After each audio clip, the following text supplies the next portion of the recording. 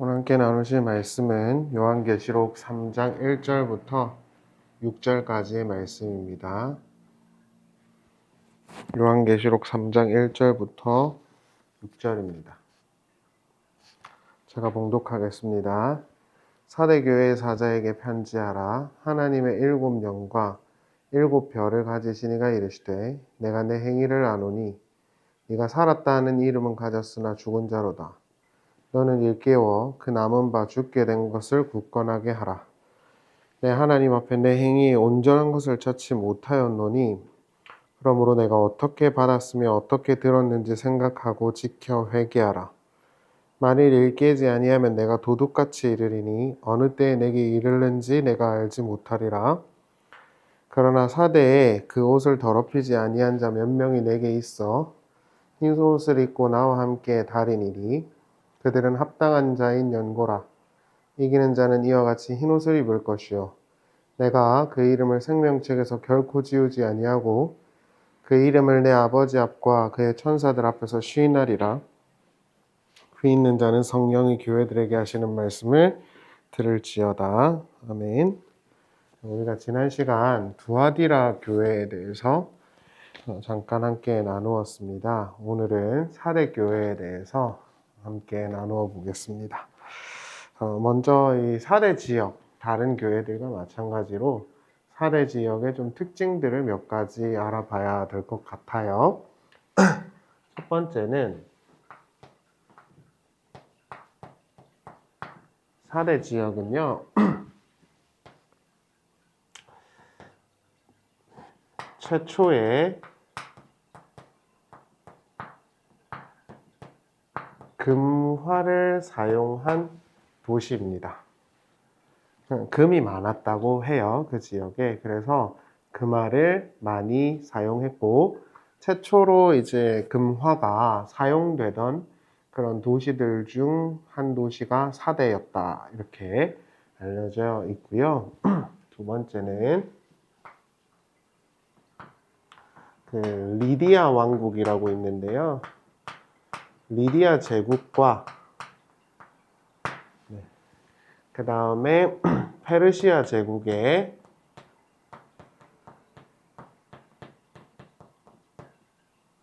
근데 이거는 소아시아 지역이에요. 지금의 터키 말합니다. 이 두 제국의 소아시아 지역의 수도였던 곳이 사대입니다. 그러니까 페르시아는 제국이 넓으니까 그 지역마다 이제 수도를 삼아서 이렇게 통치를 했거든요. 소아시아 지역의 터키 지역의 페르시아의 소아시아 지부 수도 역할을 하던 곳이 사대였어요. 그리고 이제 당연히 우상 숭배도 있었는데요.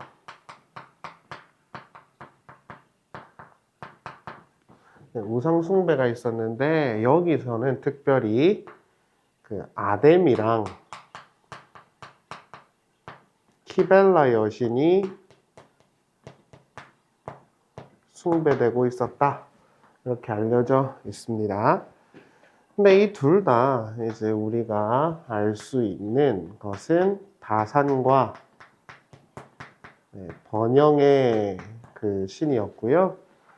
이렇게 여신들을 숭배하면 당연히 그 우상 숭배 그 의식 안에 성교도 있었을 거예요. 그러니까 자꾸 성경에서 음행했다, 이런 말을 같이 쓰는 거겠죠. 그래서 사대 지역에 뭐 특징이 많이 있지만 제가 이제 서치한 내용들은 뭐 이 정도가 될 것 같습니다. 자, 그 지역을 알아야 이 사대교회의 특징을 알 거 아닙니까? 그래서 이렇게 보시면 돈도 많았던 것 같고요, 그렇죠? 정치적인 영향력도 굉장히 많았어요.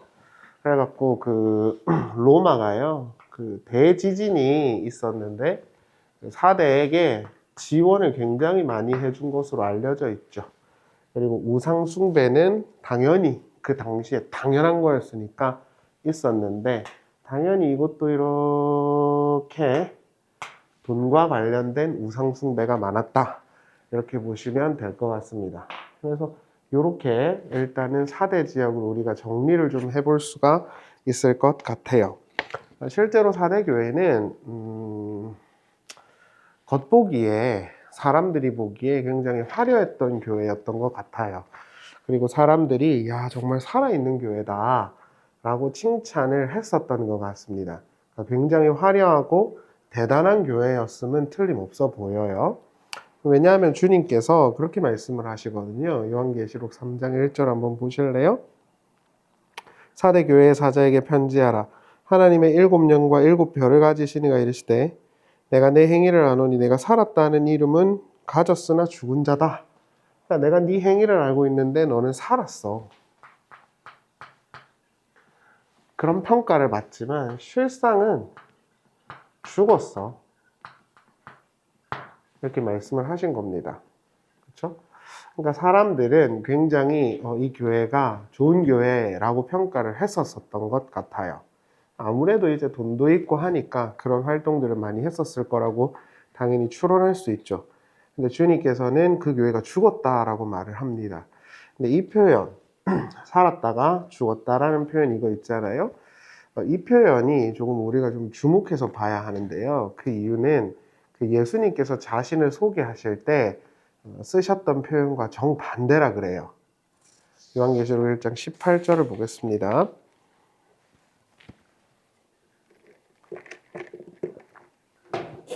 곧 살아있는 자라 내가 전에 죽었었노라 볼지어다 이제 세세토록 살아있어 사망과 음부의 열쇠를 가졌노니 이렇게 나오죠. 주님은 죽음을 뚫고 생명의 자리로 가신 분이시죠.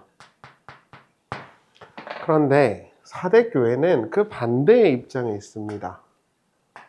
살았다고 하지만 죽었다. 예수님은 죽음을 이기시고 사신 분으로 가셨다. 그래서 지금 이 표현이 4대 교회의 상태가 예수님과 정반대의 상태에 있지 않는가라고 우리는 추론할 수 있는 것입니다. 이게 굉장히 중요한 우리가 주목해야 되는 지점인데요. 사람들이 살아있는 교회라고 말할 수 있겠죠. 그리고 칭찬할 수도 있겠죠. 그런데 그게 꼭 주님께 그런 평가를 받는 건 아니라는 거예요. 그러니까 이거를 우리가 굉장히 주목해야 합니다. 사람들이 보기에 화려하고 뭔가 있어 보이고 그런 교회들을 향해서 와 살아있다 이렇게 말할 수는 있지만 그들은 죽은 교회와 같았어요. 그 이유가 있는데 그 이유는 뭐냐 하면 이제 좀 이따가도 보겠지만 이 안에 순수한 복음의 가치가 없었기 때문입니다. 그러니까 요한계시록 시대의 복음은 뭐라고 우리가 정의를 할 수 있냐면 십자가의 복음이거든요. 그러니까 요한계시록뿐만 아니라 사실 복음이 십자가의 복음이잖아요. 계시록 시대에는 훨씬 더 그게 부각됐습니다. 그러니까 하나님을 예배하고 하나님을 찬양하고 하는 것 있잖아요. 그것을 위해서 어떤 인내나 또 수고나 참음 따위들을 견뎌내겠다. 근데 이게 기본적인 십자가 정신이잖아요. 그게 아주 많이 강조됐던 게 요한계시록 시대거든요. 왜냐하면 우리가 지난 시간에도 살펴봤지만 하나님은 사랑이시니까 뭐 심판받겠어? 우리가 어떻게 산다 해서 영향을 받으시겠어? 우리는 어차피 죄밖에 못 지어. 괜찮아. 그런 애들이 되게 많았거든요. 그런 가르침에 타협을 하지 않고 물론 그런 가르침에 동의하는 사람들 대부분이 정말 인간의 무기력함에 동의하기 때문에 그런 건 아니잖아요. 자신의 그런 타협스러운 모습, 쾌락스러운 모습, 그걸 포기하기 싫어서 거기에 편승하는 거거든요.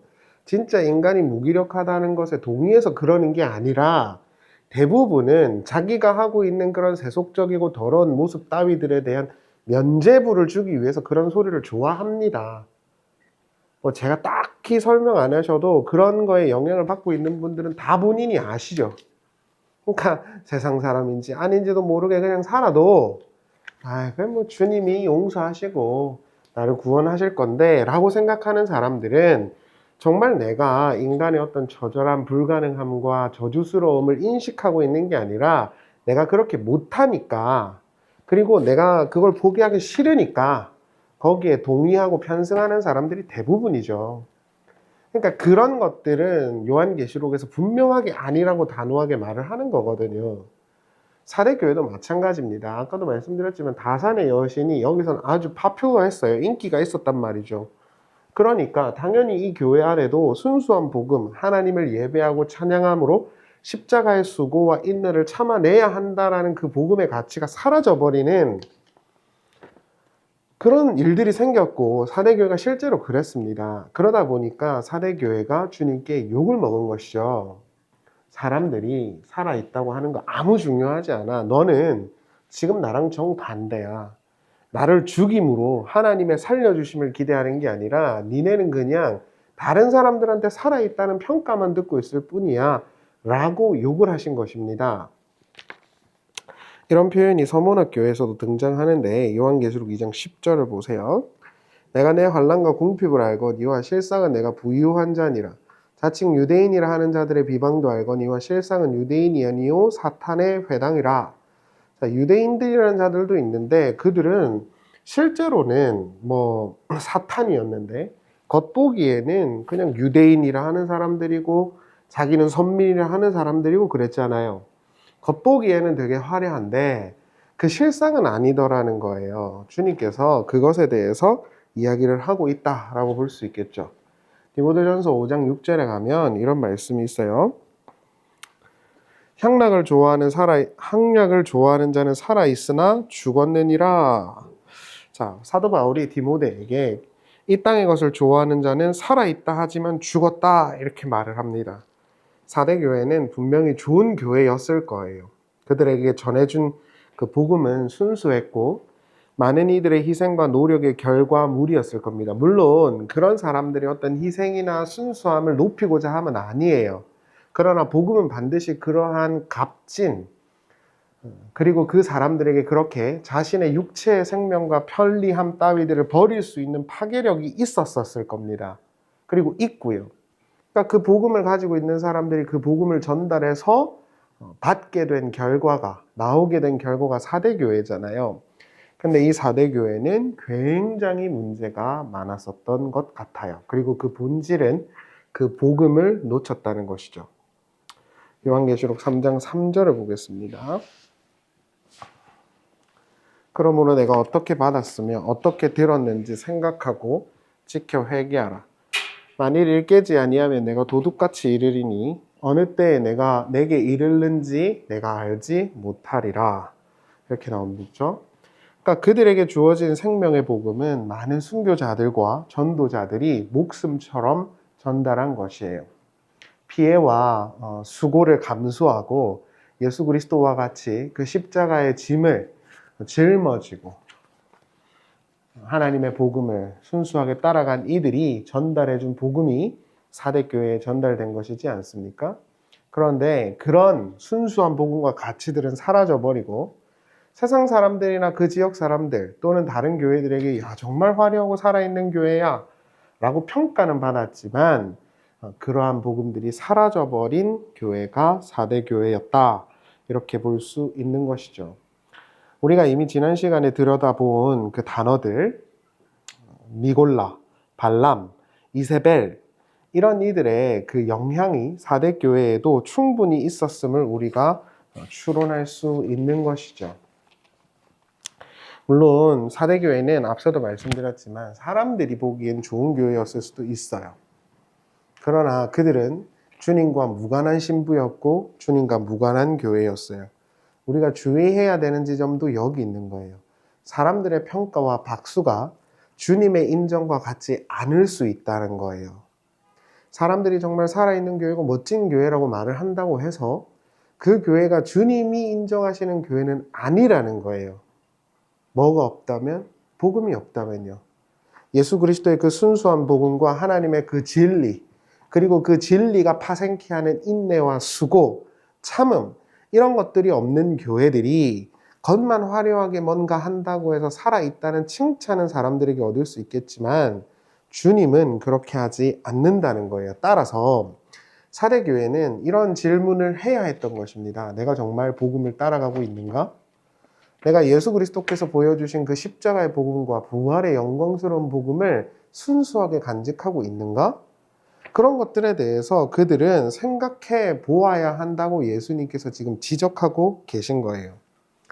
그런데 흥미로운 건 사대 교회에 쓰신 그 표현 중 하나가 종말론적 구조에서 굉장히 많이 쓰인다는 것인데요. 요한계시록 3장 3절을 한번 보시죠. 그러므로 내가 어떻게 받았으며 어떻게 들었는지 생각하고 지켜 회개하라. 만일 일깨지 아니하면 내가 도둑같이 이르리니 어느 때에 내게 이르는지 내가 알지 못하리라. 이렇게 나오는데 여기서 그 일깨지 아니하면이라는 단어가 그레고라는 단어예요. 그레고로 이게 단어인데 이게 깨다, 일깨다 이런 뜻으로 쓰입니다. 근데 이제 다른 번역들을 보면 전부 다 깨어 있으라 이런 말로 쓰이죠. 근데 이 표현은 대부분 다 종말론적 구조 안에서 쓰이는 거예요.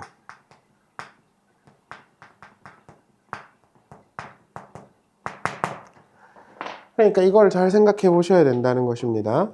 한 몇 가지 용례를 조금 보죠. 마태복음 24장 42절입니다.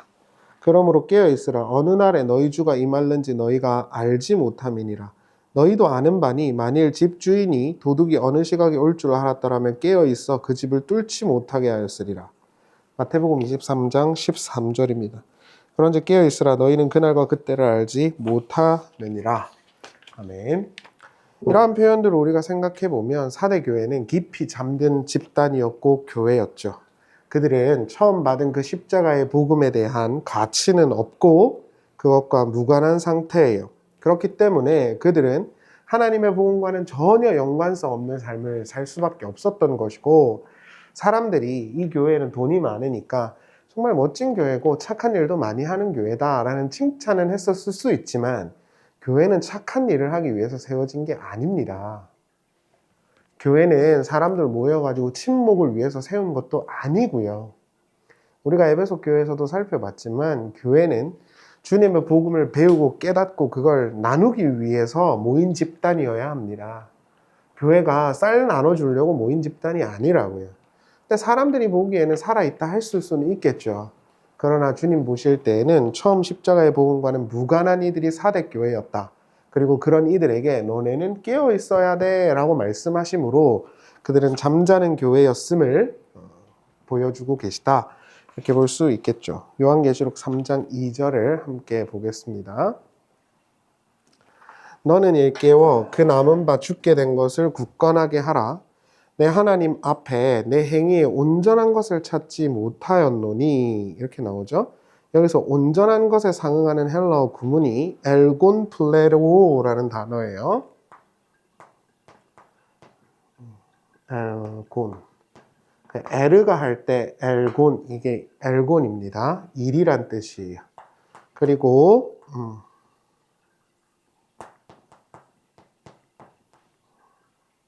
플로,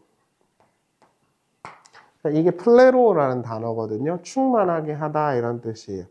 이게 수동태 분사 형태로 돼 있어요. 성경을 보면. 그러니까 채워져야 하는 어떤 일이란 뜻이에요. 하나님이 신자를 부르시고요. 그들을 하나님의 진리로 가르쳐서 그들이 진리로 채워지게 하시잖아요. 근데 이런 과정에 이들이 없었음을 가르쳐주는 표현이라고 볼 수 있어요. 하나님이 진리로 그 사람들을 꽉꽉 채워가지고 하나님의 백성으로 만드는 것인데 그들에게 그렇게 채워진 것이 없다라고 평가를 하신 거예요. 그러니까 이들은 지금 하나님이 만들어 가시는 어떤 과정과 전혀 무관했었다라는 걸 충분히 우리는 추론할 수 있게 되는 것입니다. 하나님은 신자들에게 자신의 뜻을 계시하십니다. 그리고 그 계시를 점진적으로 그 속에서 드러내시죠. 그래서 신자는 시간이 지날수록 하나님께 대한 믿음과 계시가 풍성하게 이해되어져야 합니다. 그래서 더 그 순수한 복음, 부르심의 촛대, 그 표대, 하나님이라는 분을 향해서 이렇게 걸어가야 되거든요. 그런데 지금 사대교회는 이러한 과정에 전혀 없었다는 것을 성경이 보여주고 있다라고 볼 수 있는 것이죠. 그러니까 그러한 복음이나 그러한 하나님께 대한 이해가 없는 상태로 성경만 많이 안다고 해서 그게 좋은 게 전혀 아니고 착한 일만 한다고 해서 좋은 건 더더욱 아닙니다. 성경이 우리에게 말하는 건 하나님의 자기 계시를 우리가 이 인생 속에서 충분히 알아가고 있는가, 그리고 그 일에 우리가 참여하고 있는가, 이거에 대한 이야기를 하고 싶은 것이거든요.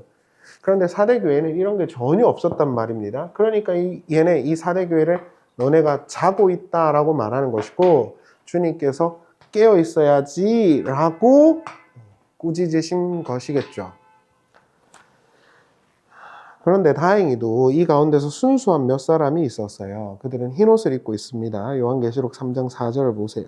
그러나 사대에 그 옷을 더럽히지 아니한 자 몇 명이 내게 있어 흰 옷을 입고 나와 함께 다니리니 그들은 합당한 자인 연고라. 이기는 자는 이와 같이 흰 옷을 입을 것이요 내가 그 이름을 생명책에서 결코 지우지 아니하고 그 이름을 내 아버지 앞과 그의 천사들 앞에서 시인하리라. 여기서 옷을 더럽히지 않고라고 하는 이 단어가 헬러 단어로 몰리노라는 단어예요. 몰리노라는 단어인데 이거는 옷을 입다라는 단어거든요. 그러니까 더럽히지 않다는 단어거든요. 더럽히지 않고. 자, 그런데 이 단어가 어디서 나오냐 하면은 요한계시록 14장 4절에 나와요. 한번 보실래요? 이 사람들은 여자와 더불어 더럽히지 아니하고 순결한 자를, 여기서 더럽히지 아니하고가 이 단어 똑같은 단어입니다. 여기서 요한계시록 14장 그 1절 말씀을 보면 시온산에선 14만 4천 명이 있다 이런 이야기가 나와요. 14만 4천은 제가 좀 이따가도 설명드리겠지만 다음번에 나오면 많은 수를 말하는 겁니다. 굉장히 많은 수를 말할 때 14만 4천이 나와요. 그러니까 여러분 예를 들어서 어디를 가셔서 집회를 가셨는데 사람 몇 명쯤 되는 것 같아? 이랬을 때 5천 명쯤 되는 것 같아? 이렇게 말하면 많단 소리잖아요. 들어가 보자. 너 1번, 2번, 3번, 4번 이렇게 하는 사람이 어디 있습니까? 바보도 아니고. 큰 수에는 플렉시빌리티가 있는 거예요. 그 유연함이 있는 거란 말이에요. 그래서 많구나 이런 뜻이에요. 이것도 마찬가지입니다. 많다는 뜻이에요. 많은 무리가 있다는 소리입니다. 근데 여러분 생각하셔야 되는 게, 그러니까 이걸 갖다가 14만 4천 명이 있대. 그래가지고 반지 끼고 난 1번, 2번, 이거 바보짓이라고요. 그만한 바보가 어디 있습니까? 그러니까 우리가 생각했을 때 큰 수라고 표현하는 큰 수 속에서의 그 유연함에 대한 이해가 있어야 되는 거예요. 히브리 사람들이나 요한계시록 사람들에게 있어서 24만 4천, 많은 수가 있었다는 뜻이구나. 실제로 요한계시록 7장에 보면 14만 4천이 있다 해놓고 그 밑에다가 많은 무리가 있었다 그렇게 나옵니다. 그러니까 이건 하나님 아버지의 그 믿음과 하나님께 대한 믿음과 복음을 지켜서 고난이라는 걸 뚫고 나온 하나님의 많은 수들을 말하는 것입니다. 그런데 아까 보셨죠? 사대교회에 있는 사람들은 몇 명이라 그랬어요. 그 몇 명이라는 게 홀리고스거든요. 이게 거의 없다는 뜻입니다. 몇 명 없다는 뜻이에요. 그러니까 진짜 몇 명 없다는 뜻입니다. 근데 요한계시록 14만 4천은 많다는 소리란 말이에요. 그러니까 이게 역전되어 있는 거예요. 이해되시죠? 그래서 이 사대교회에 있었던 그 몇 명, 옷을 더럽히지 않았던 이들은 이 요한계시록 14장에 있는 이 심상, 메타포를 보면서 무슨 생각을 했겠어요?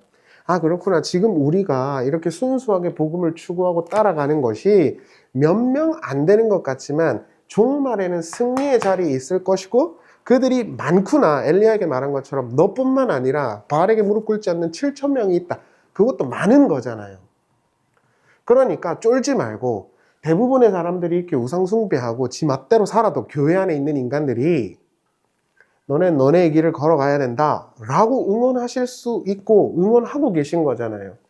지금 그걸 말하고 있다 이렇게 보시면 되는 거예요. 그래서 누차 말씀드리지만 계시록 2장과 3장에 나오는 7교회의 표현들이 계속 후반부 환상들의 메타포에서 굉장히 나온다.